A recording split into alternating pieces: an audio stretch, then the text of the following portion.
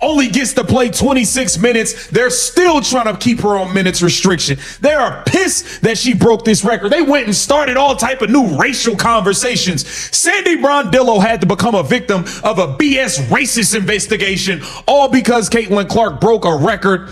And what happened in the game today? They kept her in punishment. They iced her out. Stephanie White iced CaitlinClark out of this game, but the Indiana Fever still found a way to win by 20 points. I am disgusted. The atmosphere around the team changed dramatically by halftime as emotions appeared to boil over behind the scenes.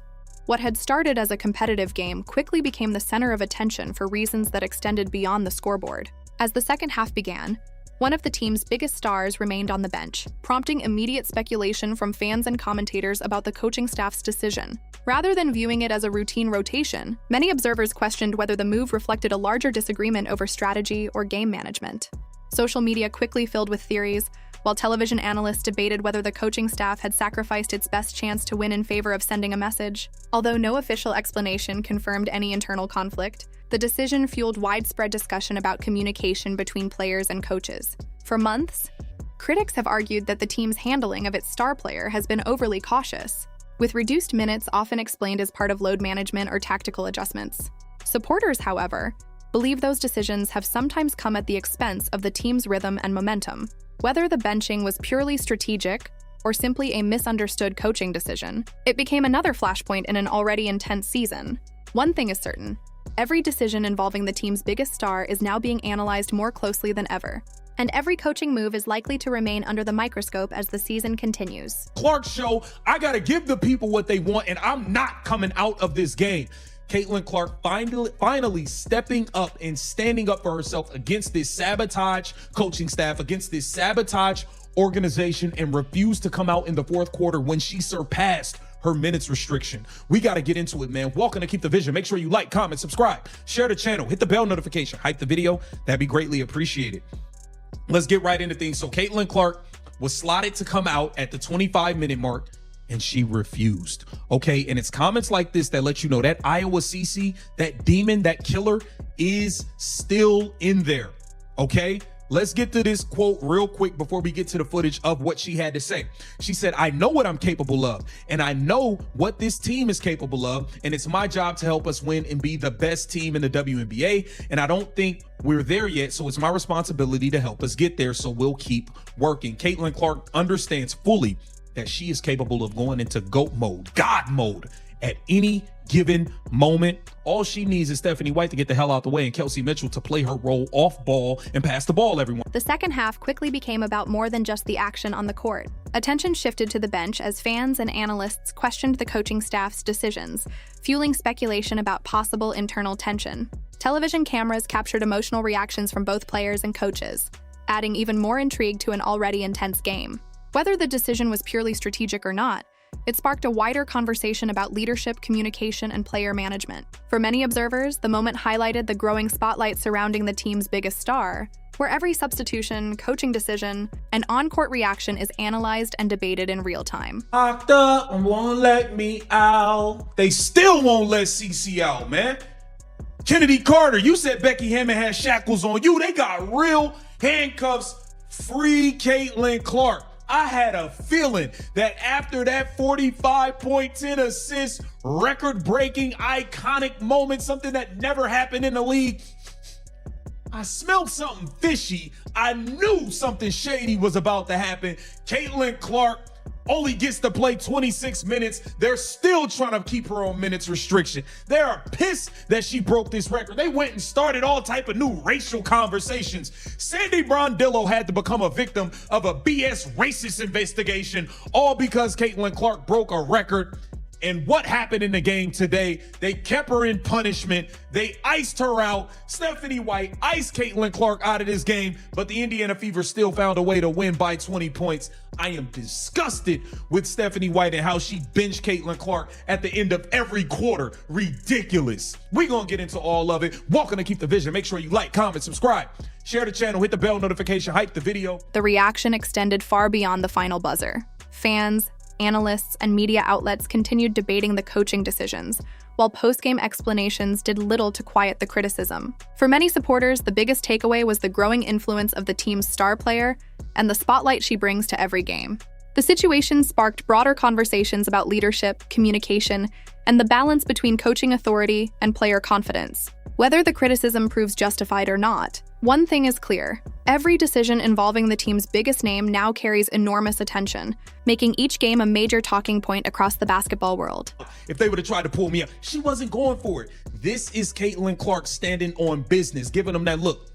I don't give a damn what the minute. They say 25 minutes up there on the Jumbotron. I dare you to sub me out. I'm gonna cuss all of y'all out on this sideline. Y'all thought I made news with the referee. Y'all thought I went off on the referee.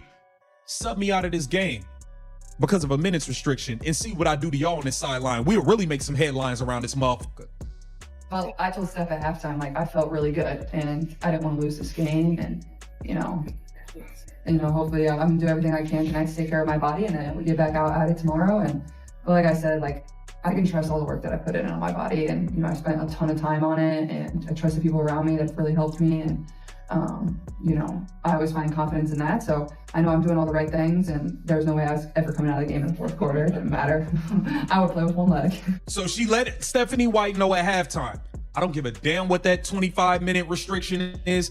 I'm not entertaining it. I'm not about to play this game with y'all. I am not playing this game with y'all at all. Don't you dare try to stop my minutes at 25. Don't you dare. I'm gonna cuss you out. The controversy has also drawn attention beyond the court, with broadcasters, sponsors, and media outlets closely following the public reaction. As debates spread across social media, questions about the coaching decisions became a major talking point during broadcasts and post-game coverage. Fans tune in to watch the league's biggest stars compete at the highest level, and any decision that keeps a marquee player out of the spotlight is bound to generate intense discussion. Whether justified or not, the situation highlighted how quickly coaching decisions can become league-wide storylines in today's media environment. I'm in the work that I've put in, and people believe in me, and more than anything, I believe in myself. And, you just got to dig your feet in a little bit, and, when it's not going your way, nobody cares. Like, find a way to make it better and find a way to help your team win and make this team better, and I feel like that's what I always try to do.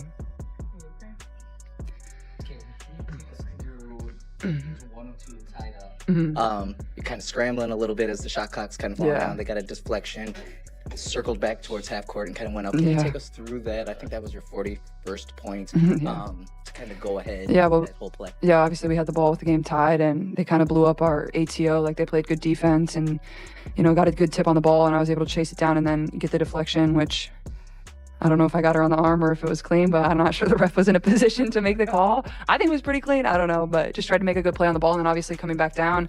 I was trying to get the ref to inbound it faster. Like, I wanted to play fast. I didn't want them to set their defense. And then obviously, I think that's almost an easier situation for myself, playing kind of in transition rather than having to diagram something on the sideline ATO-wise, where, I can just kind of little freestyle it a little bit more, and that's kind of what I did. And, she made a couple good plays on the ball, got a couple deflections, and I kind of got her out of position a little. Behind the scenes, the controversy has only intensified discussions about the business side of the sport.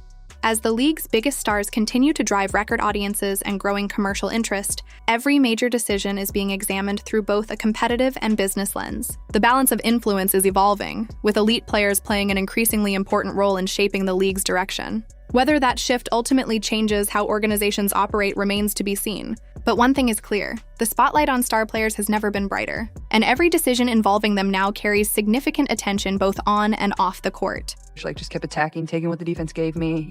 Like I said, I think, especially in the second quarter, I really got to the free throw line and really got them in the air, used my body well, and then you just make plays down the stretch, and you get free throw opportunities down the stretch, and those are the ones you have to make. And I still feel like I can play better. I think the thing I'm most proud of, I think all 4 of my turnovers were in the first half, so I really took care of the ball in the second half, and, that was big for us. I think we had, I don't know how many turnovers we had at halftime, but, we took care of it there and didn't give them extra possessions, so proud of that for myself. But, it's one of the hardest things coming back from injury and being out of the groove and, having time off, and, you just have to kind of continue to believe in yourself and believe in the work you put in. And, like I said, this is great, but we have another really difficult test tomorrow, so you got to get ready for that.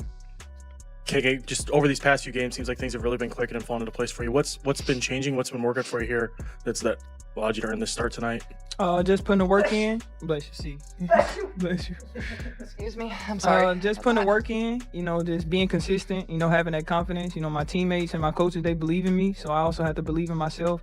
Like that just shows like I've been putting the work in, being a great player, being a good teammate overall, and just having that confidence, The debate has reached a point where opinions are deeply divided. Some fans believe the coaching staff handled the situation appropriately, while others argue the decisions only intensified the controversy surrounding the team. Regardless of which side people support, the spotlight on leadership, player management, and communication has never been brighter. Every move is now being analyzed in real time, and the discussion shows no signs of slowing down. What do you think? Did the coaching staff make the right decision, or did the situation expose deeper issues within the organization? Share your thoughts in the comments below. Did nothing in the second half. Marina Johannes didn't score outside of the first quarter. Sabrina Ionescu, she was damn near a ghost out there. The most irrelevant 12 points, 4 assists I've ever seen. I'm not really sold on Sabrina. She's not all that to me. The Indiana Fever locked it down in the second half. I thought the Indiana Fever's bench was really, really, really good. Maisha Hines-Allen gave you some really good minutes off the bench. Michaela Timpson is getting better and better off the bench. She only had 2 points, but she had 5 rebounds. She played some good defense. She was solid off the bench. Sophie, the blonde bomber, was on fire again from the three-point line. 3 of 4 from 3. She came off the bench and gave you 11 points and 4 rebounds. Ty Harris had 11 points on 50% shooting with 4 assists off the bench. The Indiana Fever's bench outplayed the New York Liberty bench by a long shot. There was no Satu Sabali. I don't know what's going on with her. But yeah, the Indiana Fever's defense in the second half is what ultimately catapulted them and helped them close this thing out and secure a victory. But I feel like CaitlinClark could have had another big game. But hey, 17-7, I'll take it, man. It's her first back-to-back in a couple years at this point. We'll take the win, man. Indiana Fever moved up to 16-10. Indiana Fever playing some solid basketball right now. Playing some solid basketball. If we could just get Stephanie White and his front office out of CaitlinClark's way, everything would be good. And I had a feeling that Stephanie White, after she saw that barrage that CaitlinClark put on, she was going to try to go back to what she wanted. And what she wants is this stupid hub. She wants Aaliyah Boston being a hub. She wants to play through Kelsey Mitchell and all of this stuff. It's ridiculous. CaitlinClark did receive her 6th technical foul. She's going to be on the verge of being suspended soon. The reaction from fans has been impossible to ignore, and the conversation continues to grow across social media and sports media alike. Whether you agree with the coaching decisions or not, it's clear this story has become one of the biggest talking points in basketball. Now it's your turn. Share your opinion in the comments below. Do you think the team handled the situation correctly, or would you have done things differently? If you enjoyed this video, be sure to like, subscribe, and turn on notifications so you never miss the latest basketball news, breaking updates, and in-depth analysis. Thanks for watching, and I'll see you in the next video.